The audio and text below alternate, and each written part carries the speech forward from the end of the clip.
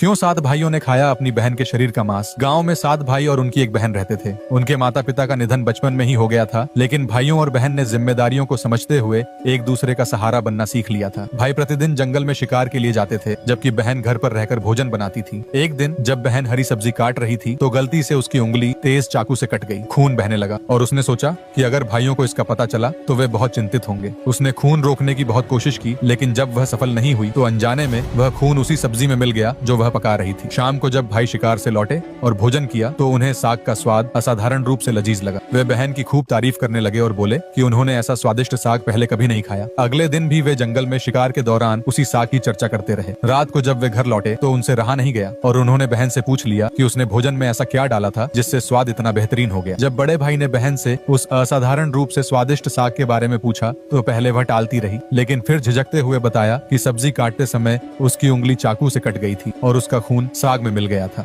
यह सुनते ही बड़े भाई के मन में एक भयानक विचार आया। वह तुरंत अपने बाकी 6 भाइयों के पास गया और बोला, अगर इसकी कुछ बूंदें ही खाने को इतना स्वादिष्ट बना सकती हैं तो सोचो इसका मांस कितना लजीज होगा। उसके इस विचार से बाकी भाई भी सहमत हो गए। उन्होंने एक खतरनाक योजना बनाई। वे बहन को शादी का लालच देकर जंगल ले जाएंगे और फिर उसकी हत्या करके उसका मांस पकाकर खाएंगे। लेकिन सबसे छोटा भाई यह सब सुनकर बेचैन हो उठा। वह अपनी बहन को बचाना चाहता था, लेकिन अकेले 6 भाइयों के सामने उसकी कोई नहीं सुनने वाला था। वह असमंजस में था कि क्या करे। अगले दिन बड़े भाई ने मुस्कुराते हुए बहन से कहा, हमने तुम्हारे लिए एक अच्छा वर ढूंढा है, चलो तुम्हें उससे मिलवाने ले चलते हैं। यह सुनकर बहन बहुत खुश हो गई। शादी की बात से उत्साहित होकर वह तुरंत तैयार हो गई और अपने भाइयों के साथ जंगल की ओर चल पड़ी। रास्ते में लंबा सफर तय करने के बाद बहन थक गई। उसने भाइयों से पूछा, भैया मेरा ससुराल अभी और कितना दूर है? बड़े भाई ने मुस्कुराकर जवाब दिया, बस थोड़ी दूर और फिर पहुंच जाएंगे। आखिरकार वे एक ऊंचे टीले पर पहुंच गए। वहां पहुंचते ही भाइयों ने अचानक बहन को पकड़ लिया और एक खंभे से बांध दिया। अब बहन को समझ आ गया कि वे उसकी हत्या करने वाले हैं। डर और बेबसी से उसकी आंखों से आंसू बहने लगे। वह रोते हुए भगवान को पुकारने लगी। बड़ा भाई सबसे पहले धनुष उठाकर तीर चलाने को तैयार हुआ, लेकिन तभी बहन बोली,